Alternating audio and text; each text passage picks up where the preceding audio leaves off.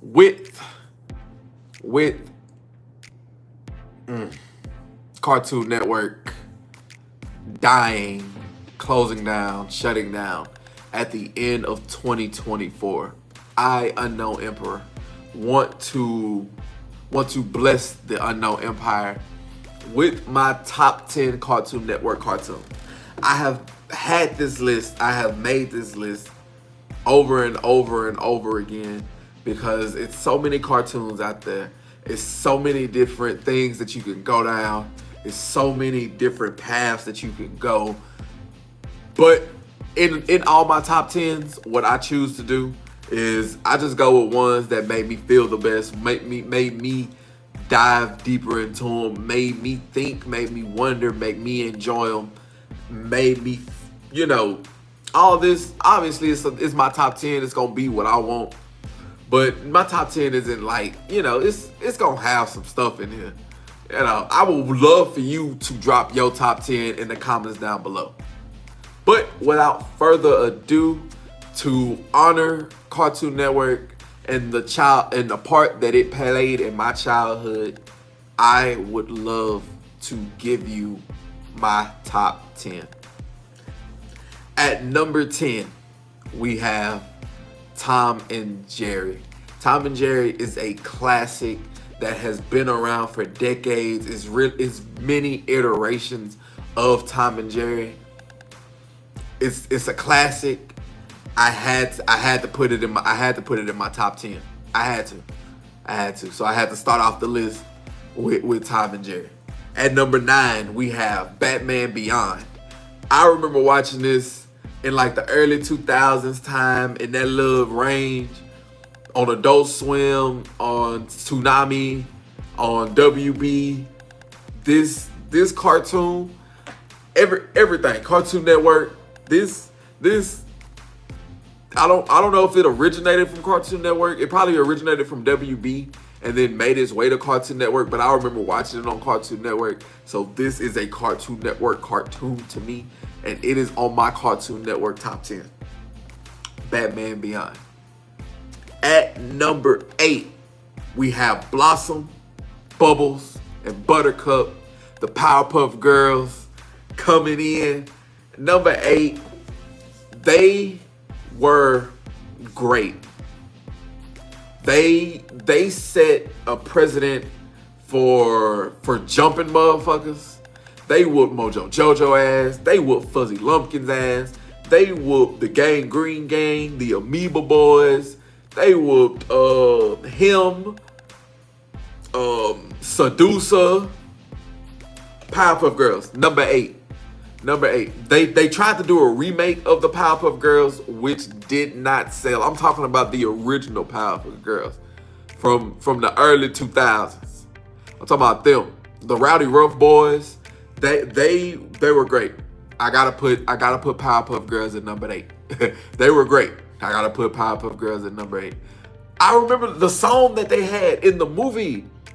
Every now and again, I think it's a fever dream because I can never find that movie. The movie was where the monkeys took over, and then they had this amazing music video in the middle of it. I cannot find that movie anywhere. I'm gonna look it up and try to find it. It was nice. It was like Mojo Jojo put like the crown on all the monkeys, and they were taking over. And that movie was wild. But now we go to number 7. Number 7 on the list in top 10 Cartoon Network cartoons, we have Ben Tennyson coming in with the Omnitrix, the original Ben 10. If you want to say Big 10, along with Ben 10 Ultimate Force, Ultimate Alien Force, not going to be mad at you. But we're going to go with Ben 10 at number 7. At number 6, we are going to go with everybody's favorite cowardly dog, Courage. This show, I couldn't put it in my top 5 because of the mental scars that it's given me. Return to Slab, the episode where he went into that room and the claymation girl came, like, turned around, like all the close-ups that Courage the Cowardly Dog did. it scarred me. I mean, it didn't scar me. It just gave me a lot of memories to go by. But I actually like that show. I've watched it in its entirety from episode 1 to the end of the season, like at least 2 or 3 times. The villains in there are memorable. And then the conspiracy theories that is around Courage the Cowardly Dog. If your show has a conspiracy theory around it that has made me rewatch you, 9 times out of 10, I love your show. If your show has a conspiracy theory, like a cartoon conspiracy theory around it, or it's a lot of different outlets of how people see your cartoon or your show, 9 times out of 10 I like it because I'm going to rewatch it. Like Rick and Morty. Rick and Morty, if I were to do my top 10 shows, Rick and Morty would be number 2, number 1, because of the replay value, because you have to watch it from episode 1 to from season 1 to season 7, from episode 1 to the latest episode, and you're missing something every time. You're not gonna catch everything. I like shows like that. Number 6, we had Courage the Cowardly Dog. Now we get into my top 5. My top 5. At number 5, we have Regular Show. If Regular Show did not have that drop off where they were in the dome, in space, this would be number 3, number 2, easy. But the way that Regular Show ended off was just too ass for me to put it above this. The fact that it's even still in my top 10 lets you know how like the first 5 seasons were good. Even though it was just like 15 minutes, again, the theories behind a Regular Show, the trips, the character development, the last episode, how it kind of showed how they growed up. Like everything before the last episode up until they got to the dome was good. Everything in between that time with the dome and shit, awful. I don't know what the hell they was doing. They was just trying shit. Number 5, we have Regular Show. They're supposed to be having like some type of spinoff or remake of it, which is fine by me. At number 4, we have Samurai Jack. Gotta get back to the past, Samurai Jack. Watch out, back to the past, Samurai Jack. Number 4. And if you watch the 4th season or the last season that came out, they tied up a whole bunch of loose ends. They made it to where I had to go back and watch episode 1 to the last season, and I'm gonna do it again because I've watched it when the season came out and it was so far behind that I have to watch it again. Like Samurai Jack, even in the early episodes where he's not doing much talking, it's still so much to watch in the show, in the animation, in the way Samurai Jack just carried himself. That cartoon does not get the love and appreciation that it deserves. And I feel like Samurai Jack is a top 5 Cartoon Network cartoon. It's a top 5, probably Samurai Jack up there. But it's not in the top 3. Number 3, we have Teen Titans. Teentitans, Teen Titans. Let's go. With their superpowers, they unite. Them Teen Titans. Now, I like Teen Titans Go. I understand the hate of Teen Titans Go, but I don't hate Teen Titans Go. I'm talking about the original Teen Titans though. They come in at number 3 on my list. The storylines, the fights, the animation, the closest thing to an anime that Cartoon Network had for a while, especially at that time, that wasn't Samurai Jack, stuff like that. Teen Titans. And you gotta just love Raven, Starfire, Blackfire, Tara, even Jinx. Teen Titans. The movies. I liked Titans East. I liked the episode where him and Speedy was going at it. I like the episode where Raven had to take care of the kids, like the baby, the little girl with the imaginary friend and everything like that. The whole Beast Boy and Tara situation, Robin versus Slade, that whole ordeal. Teen Titans was one of the ones. I had to put it at number 3. But it wasn't top 2.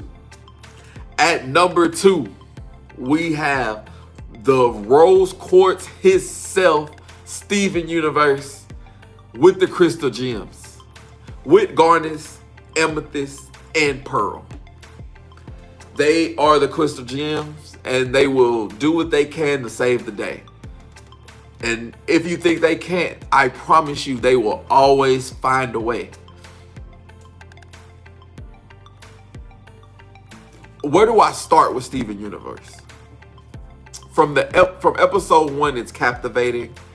Even though it's slow paced, I still thought it was something that made me want to watch the second episode.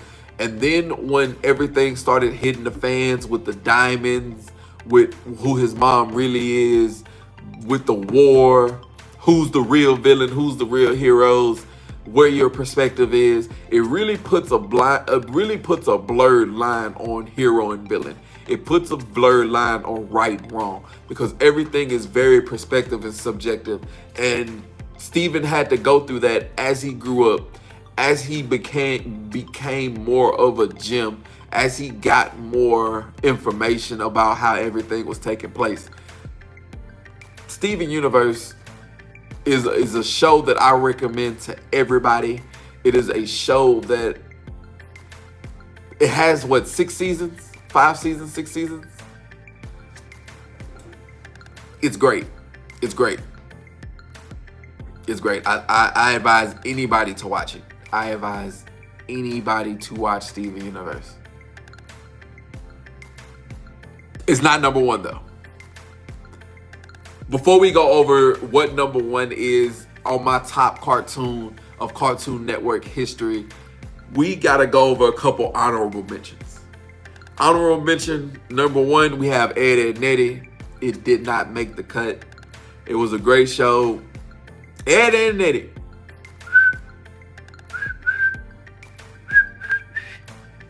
You know, lips getting dried out. You know. Ed, Edd n Eddy, honorable mention. It did not make the cut. Another one, we have The Marvelous Misadventures of Flapjack. Just the trippiness of that show, that and Chowder, the trippiness of those 2 shows make it to where both of those are in my honorable mentions. And rounding out my honorable mentions is going to be Total Drama Island. Total Drama Island is great. It's perfect, marvelous. I love to watch it. I like to watch the episodic. I like it. I personally want a Total Drama Island character. I want a Total Drama Island character. I want to voice a character on Total Drama Island. I want to have a character that goes deep into Total Drama Island. Cartoon Network, HBO Max, or Max, Netflix, anybody, if you're out there and you want to keep Total Drama going, I would personally, Unknown Emperor would personally love to voice. You don't even gotta pay me much. Really, that's a dream of mine. To have a character on Total Drama Island that favors me. I get to go far in the show and I get to voice them myself. Please give me that. But you're in my honorable mentions. The number 1 show in Cartoon Network history of all time. Of all time.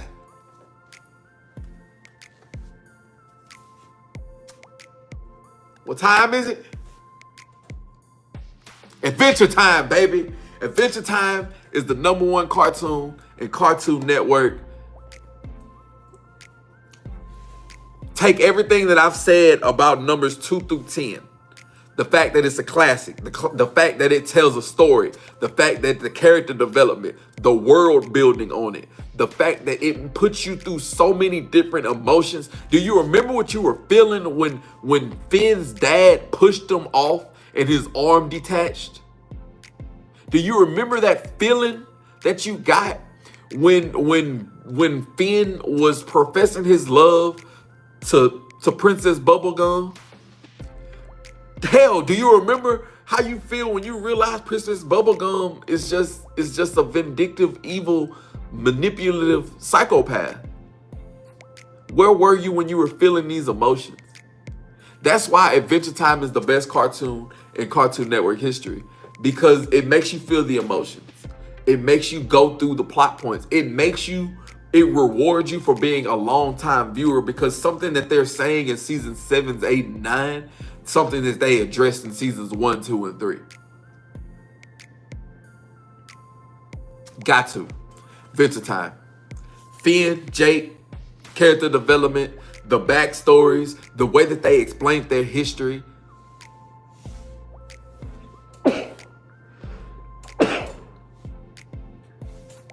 The way that they did that was just astronomical. Rounding out the top 3, Teen Titans at number 3, Steven Universe at number 2, number 1 is Adventure Time.